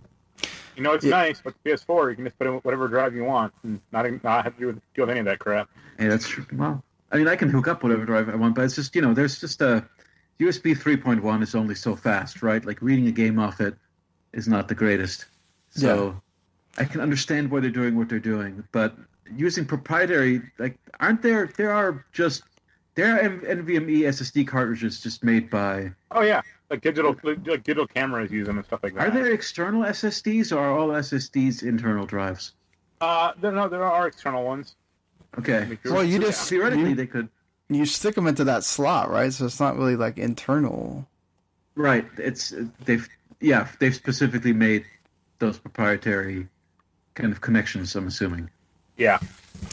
I think eventually, as time goes on, you will get third-party ones cheaper. I don't think Microsoft, with them being so consumer-friendly, I can't see them pulling the Sony thing where, oh no, only our cars will work. I think it might be that way for a little bit. They've done that more than Sony has. I mean, Sony has like one example of that with the Vita. 360 had the proprietary hard drive. I know, but I'm saying currently. I'm not talking about in the past. The way Microsoft is about being very consumer friendly right now, I can see them very quickly allowing other third parties to make cheaper versions of those cards. Like, I mean, but how much cheaper do you think they're going to get? I don't know, but that's the problem with. I imagine, like, let's say, 500 gigabytes is going to be $100. I mean, let's say SSD is not cheap. Yeah, let's say PDP. If they make one that might be like 90 or 80, but it's not going to be like 20. I mean, and between the two, I think I had to pay I got a 200 gigabyte SD card for my Switch, and I think it was like 50 or something. Yeah, but nowadays you can get that for like 20 if you really want to shop. Depending on like what right. This was 3 years ago. I mean, but like, and especially there's sales now, which I don't know if there's going to be a sale for that. But it's like, yeah, I mean, I could also see them doing some kind of deal where they include that as an extra thing or something for a little bit more money or whatever, as a package for your getting Xbox One Series X. I mean, I also think, like, let's see what happens with their discless Series S or whatever. Is that going to be having to use that kind of card too, or is that going to take external? Why would it be different? Because that won't run Sure, it won't run disc, but you're still going to play the same games. You're just going to download them. They're still going to be 100 gigs a piece. But it won't run the same way, though. Like, it won't run up to whatever Series X can run to. The Series S is supposed to be a cheaper version, so it won't. Oh, so it's like we'll have a different. I think the rumor is that it can go up to. The rumor is that that's supposed to only go up to 2K, not 4K. Yeah, it's less powerful. Yeah, it's a less powerful console. So then it's up to how are the developers going to optimize. They're like, are we going to get two different downloads of every game depending on which Xbox you're on? Which, I mean, they already kind of said when they were showing off, I think it's Gears 5, they said that basically what they did was they put Gears 5 on Ultra Mode for PC, and they showed it off as, this is what it'll look like on Series X or whatever. So, I mean, if it isn't that big a deal, then, which hopefully it's not, but depending on who you talk to, when they have to downgrade, it is. So, yeah, I don't know. I don't usually worry about the crappy version of the console. I mean, why would you do that to yourself? Well, you have the money to buy the good one. Me and Sean don't. Yeah, I mean, if I really do have to make a decision about, which I think the only reason, again, which is bad because I don't think Harmonix is going to at this point. Like, have you seen their Fuser game? That looks nice. Yeah, it looks like they took the what's it called? DJ Drop Hero. Mix? Well, Drop Mix, yeah. Drop Mix, yeah. Yeah, it's and actually I think Drop Mix is not good as a game, but like the actual like competitive game mechanics, the game design of it doesn't make that much sense to me. But I think just using it to mix stuff is awesome and super fun. Like just playing around with the cards, like not even playing it like it's meant to be played, not playing it as a card game, but just doing crazy mixes, seeing what those combinations sound like is awesome. So it seems like they took that and they made a DJ game that's actually about remixing, which I'm very excited about. Yeah, my point was I don't know that we're gonna see a Rock Band 5 or Rock Band whatever Ultimate I imagine it won't use a proprietary controller. So if you're worried about plugging a proprietary controller in, that's what you're getting at. No, that's not what I'm worried about. I'm worried about, like, the reason I would buy the console is if they said, we're going to do that thing where we move all our songs over again. I get you. So that's where I would have to keep the Xbox because that's where I have all the songs. But that wouldn't be an issue because you can put that stuff on your USB 3.1 external HDD. Yeah. Because it'll be Xbox 360 or Xbox One content. Well, my point was, like, I may not rush out to buy an Xbox One right away if my PC can play the games for a while, and I may just focus on getting a PS5, and then if it gets to the point where we do start getting those Series X games, I really need Xbox One. I still kind of regret buying the last Xbox One. Yeah. I mean, until I have my new PC, I did have a need for it. But, like, if I didn't have Rock Band after they came out with Game Pass, I don't know that I would really feel the need. Even not buying a, even though I'm not a PC gamer, I still feel like over the course of the Xbox One, between the Xbox One and the Xbox One X, I've played maybe a dozen exclusives on that thing. Playing Red Dead 2 on there is slightly better than playing Red Dead 2 on PS4 and stuff, and I do tend to... I've played a bunch of games on there, but really, in the grand scheme of things, there wasn't really much of a reason. It's like, okay, I got to play Dead Rising 3 and Rise and 2 Gears games. Like, it's not... if you can live without any console, you can live without an Xbox, in my mind. Oh, yeah. Yeah, definitely. I mean, especially with what they're doing now. So I'm pretty locked in now into the infrastructure and having all my old games carry over, so I'll probably get it. But that's the thing, too, is like having all these old games now. And like also the difference between the Game Pass on console and the Game Pass on PC. There's, games that show up on one that don't show up on the other, so there's that as well. True. I think it's going to be interesting how they deal with this. I really am wanting to see what Mark Cerny is going to say about the PlayStation. Will they have anything that would really blow what Microsoft's doing out of the water? I don't know, but yeah, we'll see. I honestly don't think it needs to. I mean, I think even if it's less powerful, I still think Sony has more of a momentum. But other than the games, like, what would they really be able to do with the console that Microsoft couldn't? That would make you go, "Oh, okay, I'm really." PS1 to PS4 emulation. Or backwards compatibility. Yeah, and for PS1 games, that shouldn't be an issue. I mean, PS3 played PS1 games and did it well. I would say emulation for sure. Like, I think if you told me just the disc work, I don't think I'd be too excited for that because. Well, I think I think if they said, "Hey, here's a store with not all the old games, but most of the old games," but then also, hey, if you have a dusty PS1 collection in your closet, go dig it up. You can go play, Thrasher, Skate, and Destroy and Madden '96 on your PS1 or your PS5. Cool. I expect that system should be powerful enough to emulate at least PS1 and PS2 really well. If not, what the heck are they doing? Yeah. What I'm concerned about is PS3. Yeah. I'm assuming the PS4 is going to carry forward. No, PS4 they've already confirmed. Yeah. Yeah. Yeah. PS3 had that screwy system architecture with that. PS3 is the big question mark of whether they can make that work. I mean, obviously you can do PS3 games on PS Now, but I don't want to do that. See, I would love. I've got all the discs, so I've kept all my PS1, PS2, and PS3 games over the years. I've got I had most of them. Yeah, so I would love to be able to pop those. Do you think that they would do that, or you think it'll be all digital? Well, imagine if Mark Cerny took a Crash Bandicoot 1 copy and it's popped in this PS5 and say, "Hey, you can play it." I think so. But I think they would more lose their minds if, like you said, they do that with a PS3 disc. Because all those, PS2 could do it. PS4, I think, doing a PS1 disc, I think, wouldn't be so surprising as much as... It wouldn't be, surprising, but it would just be nostalgic. I mean, people aren't... I mean, the PS3 has a lot of, weird games on it that aren't on anything else. Mm-hmm. But, I mean, there's not if someone popped in, a copy of, Folklore, or, even... Yeah, exactly.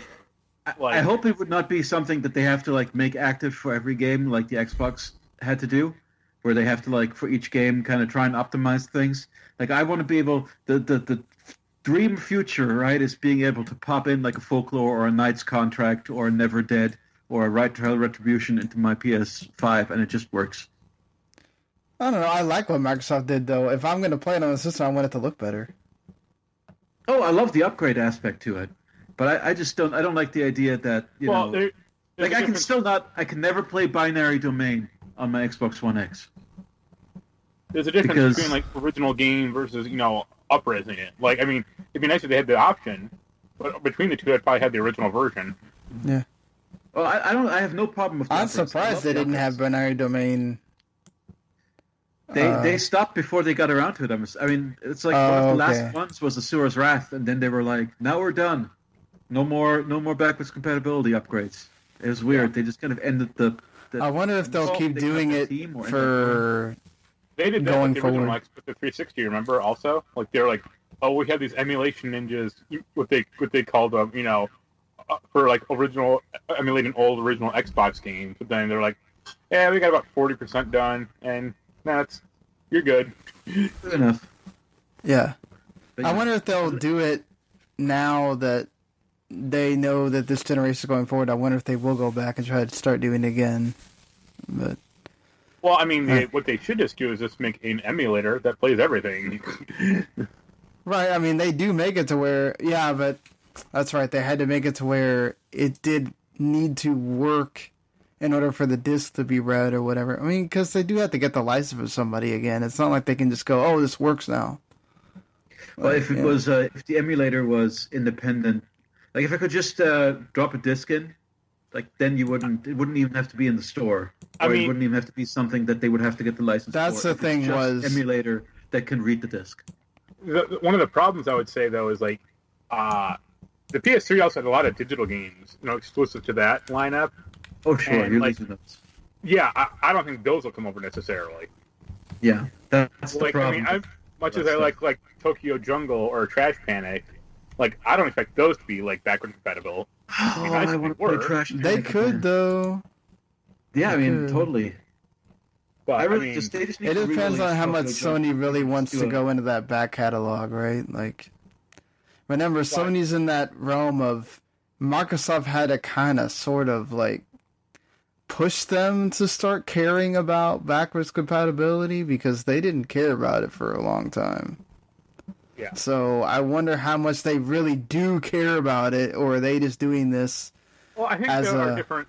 I think there are different factions with the different consoles, but I mean, the PS3. I mean, I would say Sony cares about it more than Microsoft does, and like at least historically. I mean, think about it. I mean, historically, yes, but I'm talking about like, okay, they just randomly stopped doing the PS2 remasters.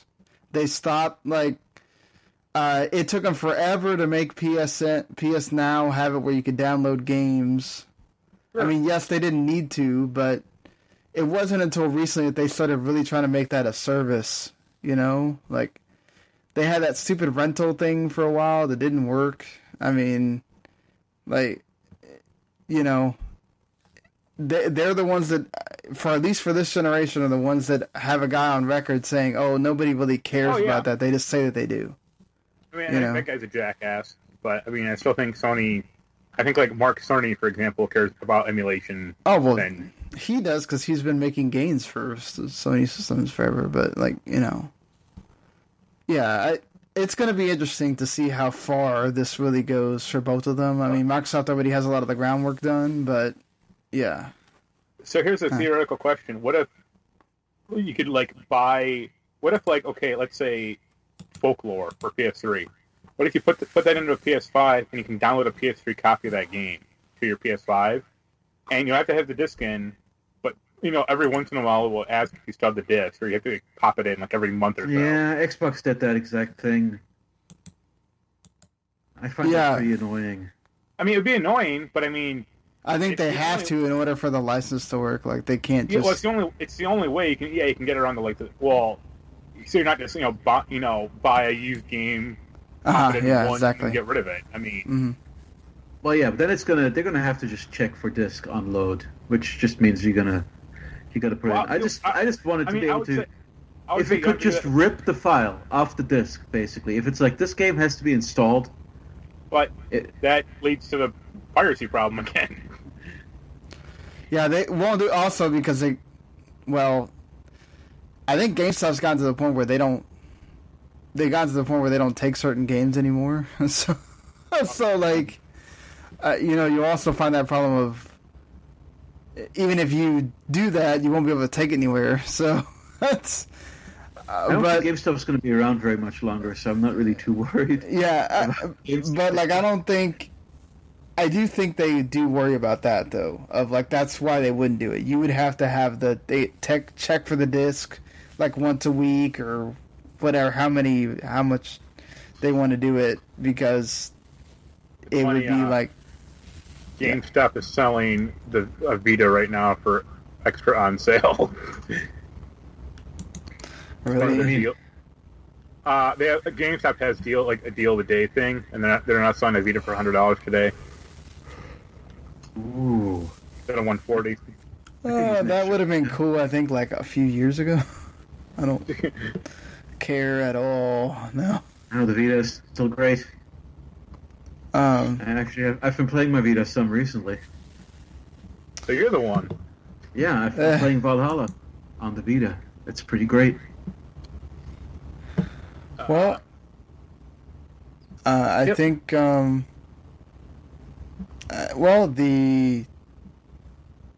one thing left, I guess, is that Control has an expansion coming out on PS4 and Epic Games Store March 26th, and then on Xbox One on June 25th. Good God. If you got it for Xbox, I'm sorry. By the time that game comes out, I'm not going to care at all. I may check it out. I got it on the Epic Games Store. I'm not sure if I am going to go back to it. I have to finish the game first, but with all the stuff that's going to be coming out quickly after that. I mean, I don't think I'll buy it, but I think it's going to come up with or have certain enhancements or like upgrades with the regular game, like the map in particular. So that'll be nice. Well, and it's also like a lot more open-ended and non-linear, so that's helpful too. So you can kind of explore and do more things in that world, and she'll get more abilities and stuff like that. So if you really, I loved Control, but again, I'm kind of one of those people that once I get past that year, because we have to kind of focus on to the next year, I kind of just start focusing on stuff from this year. So let's see. I might go back to that, I might not. But yeah, I mean, if you, you got nothing else to play, might as well.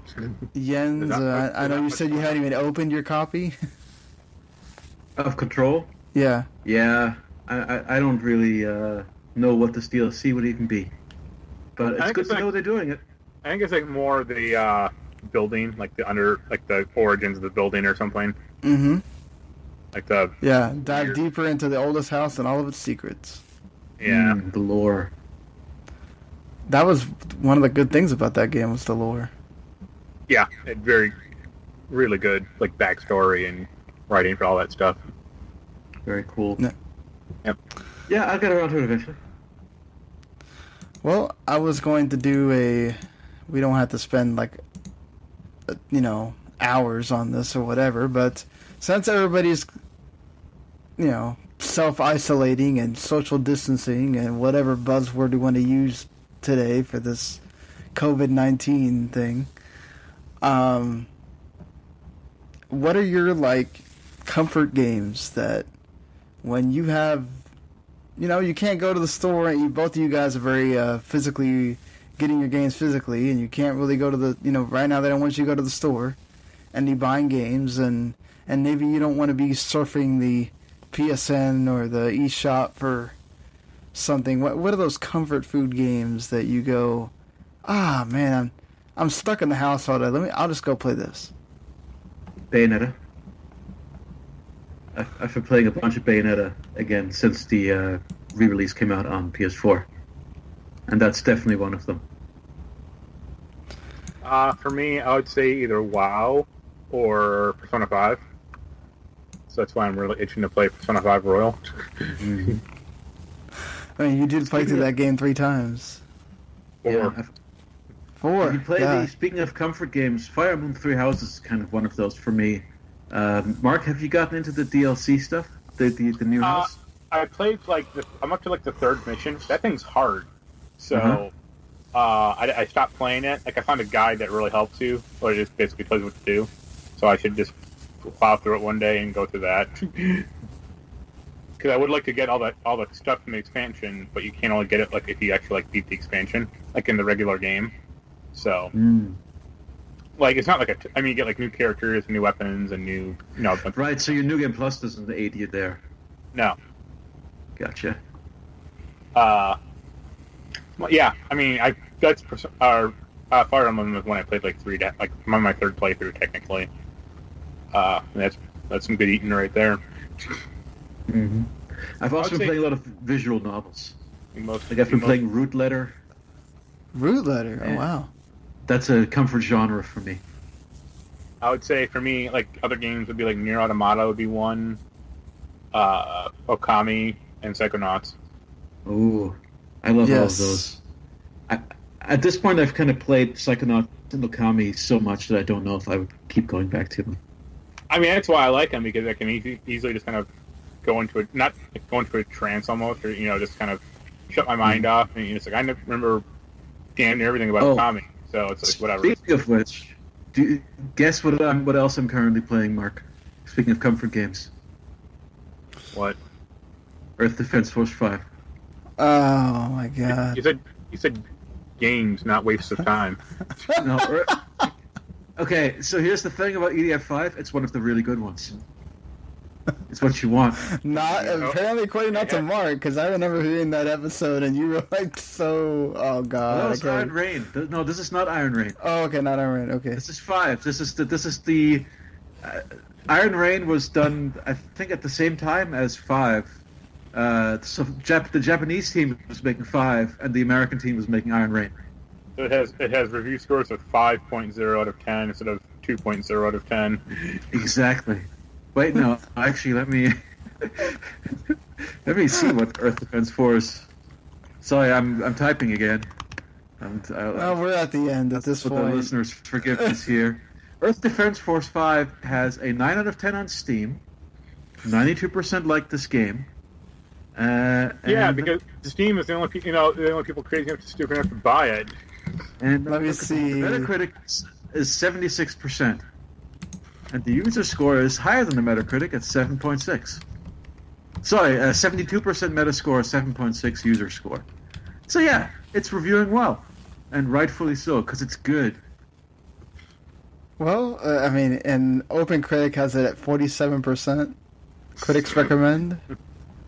73 is the top critic average, so it's not too bad. So yeah, 43% recommend good. That doesn't sound good to me. No, 73 is the top critic average, so the average is 73, but 47% of the, I don't know how many critics recommend, but I think like once you get past like 7 out of 10, I think it technically goes into the don't recommend. So, yeah, OpenCritic's a little bit weird. A strange system, but all right. I wouldn't recommend either. How about you, Sean? You talk about your comfort food games. I think, most of mine are. It's really easy for me to go to, like, I will go back to Final Fantasy IX, or. Oh, if you're talking like old games, I would say like Super Metroid. Yeah. Super Mario. That's SNES comfort food like games. Yeah, SNES is like, that's why I have like 20 or 30 SNES games, even though I have at least 4 or 5 different ways to play games not on a SNES. Or, I play Chrono Trigger usually once a year, so I'll got a go few back PC to that. games that scratch that itch for me. Specifically, I love playing Sid Meier's Colonization. Wow, really? That's one I return to quite a bit. And I also, not too long ago, played through Wing Commander Privateer, the first of the. Did that have Mark Hamill, or is the later ones? No, Privateer is. No, that's the one where you're a trader / mercenary. It is not FMV. It is pre-Wing Commander 3. Okay. Did you ever play? Pre-Mark. This was much later. Did you ever play Freelancer? Yeah, we've talked about Freelancer, Mark. Okay, yeah. Freelancer is the lesser. It's like a lesser version of Privateer to me. It's still good, but it doesn't quite have the je ne sais quoi. Yeah. Part of it maybe that I don't like the mouse controls very much, but. Oh, I really like that actually, but. Oh, I know. We've talked about it. Yeah. But yeah. And the other one, TIE Fighter, is another one that I've got it from good old games, and I'll just boot it up and play a mission now and then. Yeah, why not? Privateer from good as well. Yeah, good old games is good for like the old, Yep. Like nostalgia, if PC gaming, like I remember playing, King's Quest or something, or Police, SWAT 4 or something. Yeah, I bought Sanitarium from them when it was on sale last night. I really want to boot that up. I'll also play me some One Piece Pirate Warriors 3 whenever I'm not, because it's just good old fun with One Piece. So Wait a minute, I'm excited for 4. I'm excited for 4. So why not? Play some Kakarot. No. Did you just say you're playing One Piece Musu? Yeah, the Pirate Warriors 3. I have it on Switch, so I'll just pop that in. That's a good one. Yeah. The only One Piece game I liked was the Unlimited World Red one. I have that one too. I'm like slowly picking. I played it. I like it quite a bit. It's good, yeah. It's better than the one that came out last year. I thought it was funny when Giant Bomb played it, and both Dan and Jeff were like, "Hey, this is not bad." Actually good. Hey, One Piece is a good property. I'll also sometimes go back to an old Pokemon for some weird reason. I mean, that's probably more nostalgia, though, right? Yeah, that's nostalgia. It's like one of those I'll before Let's Go came out, I'd just plop in Yellow and just play it. One of the used stores had DBA Fire Red, and I thought about getting it, but I was like, why? I never grew up on any of these games, so I'll be lost. Yep. It's always cool to see what people's go-to games are or whatever. I'm assuming that Mark is the same as me, since you mentioned Pokemon. The equivalent of that for me with comfort games is going back to old Shin Megami Tensei games or old Persona games. I've got a playthrough of Persona 3 that I've been partially through for years now. I mean, for me, it would be Nocturne, because that's the best one of those, I think. Oh yeah, Nocturne's great, but Nocturne to me is not a comfort game. It's too stressful. See, I watched a video a few weeks ago about the hardest RPGs ever, and Nocturne was number 1, and I'm like, yeah, exactly. What? I didn't find it hard at all. Really? No. Wow. It was pretty easy. I mean, I thought it was pretty basic or pretty standard. I know, man. That last boss fight is one of the craziest boss fights that I can remember. The only hard part was the stupid candelabra mazes, when you have to run from Dante. Oh God, this sucks. But other than that, and then you can recruit Dante, and he's pretty good. Okay, maybe at some point you can give me pointers on how it can be better in Nocturne. Keep your pixie as a pixie until the end of the game, then it becomes super evolved. No, I mean, I think there are parts of that game that are challenging, but I mean, I think it's pretty standard, honestly, especially with that press turn system. It's the same thing that's been in most Shin Megami Tensei games. Just learn elemental weaknesses and. Oh, I'm not saying that it's hard to play as far as the understanding the systems or. Oh yeah.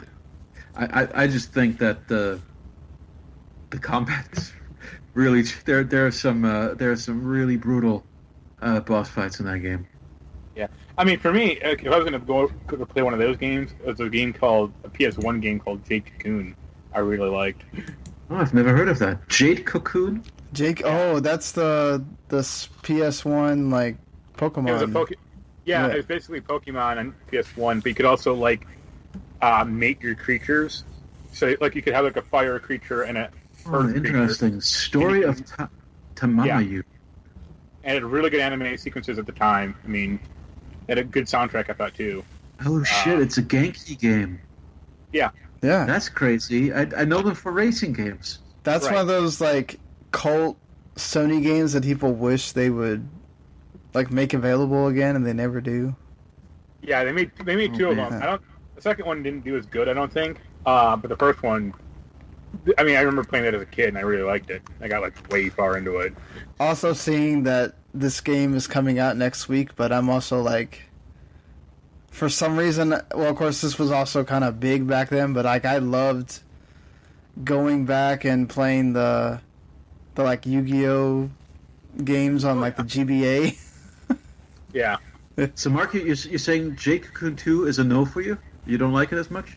I didn't play it, but I remember it didn't do as well, and they only made 2 of them. So I mean, it didn't do as well, but I'm just seeing that Jake Cocoon actually did the second one on PlayStation 2. Yeah, That's a more modern game, and it's but seems it's, to be again, readily available. nostalgia is, that's why I liked the first one, because I played it, and I played it. Okay, I'm just wondering if I should. And I remember, like, you talk about the game, like, you have a fire and an earth creature, and you could, like, fuse them together to be, to make a more powerful creature, but then it wouldn't be as strong in either affinity. But you could really, like, break the elemental system in, like, weird ways. God, that reminds me. I keep. Go ahead. The second. That's weird. Sorry. What were you saying, Sean? Oh, that reminds me. I keep forgetting. I gotta go back and play Temtem more. Forget. Yeah. But yeah, speaking of, man, it's that week that people have finally been waiting for. We're finally about to get crazy with these releases now, with Animal Crossing, Doom Eternal, which is apparently really good. Great. And none of us have any interest in it. I'm sort of interested, but I just don't want to. Like, I have to start, with this pandemic that's going on. I can't just spend $60 on everything. No, I mean, it's unknown, but also, I mean, I don't care. I don't think Jens does either. I'm more interested in Animal Crossing than Doom, I will admit. Now you're more interested in Jake Cocoon. Well, and you're gonna be you got the Oculus for Half-Life, right? I mean, yeah. So you're gonna be playing that as well? I mean, if we somehow get a review code, I could. That's not gonna. That's probably not happening. Yes. I'll email my buddy Gabe and see what's up. Okay. Like, hey, Gabe, send me a code. If Gabe can send you a code, then go for it, man. Go for it. Yeah. Yeah, and then of course the Yu-Gi-Oh!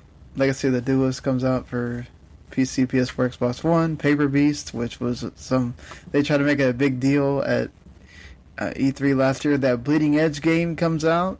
It'll be on Game Pass if you don't want to buy it, which the beta wasn't great. And yeah, so get ready, and man, there's a new Cookie Mama game. I'm sort of excited. Wow. I like those on the DS when they first came out. I had like the first two. Then they kind of started getting they released too many, and it was like, okay, I'm kind of done here. But yep, yeah. So then at the end of the month, you guys are going to be rocking Persona 5 again. Yes. Oh yeah. So I'll be plowing through that day one when I get my copy. Some comfort in these trying times. I will be practically sitting on my porch waiting for the guy to show up. Either of you getting Animal Crossing? I thought about it, but again, it's like, yeah. I mean, I kind of want it, but I can't afford it.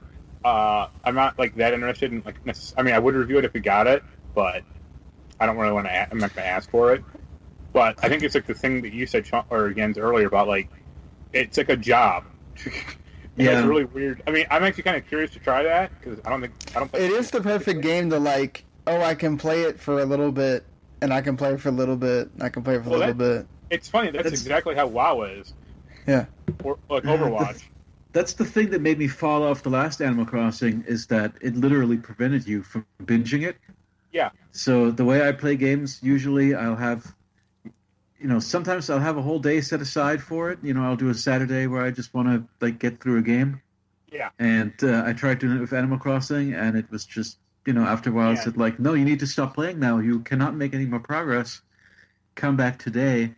So it was really trying. The last 3DS one was really trying to get you to like play it in a certain way and space it out and make it like this is a thing that I'm supposed to play like 30 minutes to an hour every day. That's exactly how WoW is. Yeah. Is it really though? WoW seems that's an MMO. People play huge amounts of WoW at a time. You can't. Well, I mean, there are like reputation, with like factions. You can only do like 3 missions a day. Or I got a quest a few days ago. I have to like take care of this insect, and it will eventually turn into a mount after I do 30 days of quests for this thing. And the quest takes like 10 minutes a day. I have to do 30. I mean, you can't like skip ahead. It's like I have to keep signing in every day. Yeah. I'm that idiot who like keeps buying Animal Crossing games, playing them for a little bit, and then dropping them, basically. And that's what I'm worried about. Like, that's what I don't want to... I mean, like, it'd be more for my daughter, right? But because I kind of showed it to her, and she likes Roblox and games where you build things or have your own, like, thing, and you have your house and whatever, things like Animal Crossing.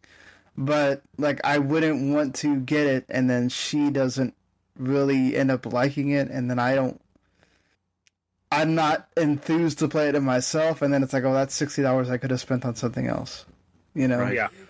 And that the problem with it being a Nintendo game is like, oh, I'll know it'll never go down, maybe 45 at the most. And I already have Tokyo Mirage that I know I want to get if it goes down to 45 or 40. And yeah, you know, so yeah, I don't prioritize that over Animal Crossing myself. I definitely know I'm not gonna. I thought about it for the Pokemon Mystery Dungeon, but I was like, yeah, I watched I think like an hour of that, and I was like, this looks like it get boring really fast, so I'm not bothering with that. I mean, it's just like there's so many games coming. Really quick, you know, I got to save for Final Fantasy, and then, you know, probably we'll have to wind up buying Resident Evil for Mark. So, like, yeah, that money's got to be a little bit scarce with that money when we don't know where this COVID-19 is going. So, yeah, it's sad to say that we have to think that way, but it's just the reality of life at this moment. But yeah, I mean, I think if we don't have anything else... Oh, wow, we went a lot longer than... This happens every week, I swear. I think this will be a short show. There's not a lot to talk about, and then here we are. It's 2 hours again. Your shows used to be like 3 hours. I feel a bit tighter now. That's because I took the entertainment stuff out, because if we still did entertainment, they would be 3 hours. So, yeah, I mean, obviously having the timestamps help too. So... you don't have to listen to stuff you don't care about. But, yeah. So, thank you, Jens, for being on. Oh, yeah. For letting us know about Nioh 2. And everything else that you have. You always dropping that knowledge. And next week will be an interesting one, even though we probably won't be playing either one of the two big games that everybody's gonna want to hear about, but yeah, I'll be playing Animal Crossing because. Oh, you are? You're gonna get it? I'm getting swept up in the Twitter hype. Yeah. Okay, well, if you do wind up getting Animal Crossing, I guess let me know. We'll have you on. Yeah, I'm getting it. We'll have you on for that. Grab a copy from me so you can visit each other's islands. Or I can visit I can make a house on your island. Just be a total pig.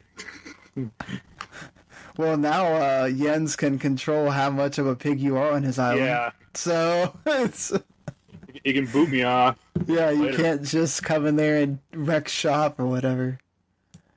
So you, well, that will be fun. Well, it'll be fun seeing everybody going crazy about Animal Crossing in this time when we're going crazy about other things. Yeah, it'll be the one vacation that everyone can go on.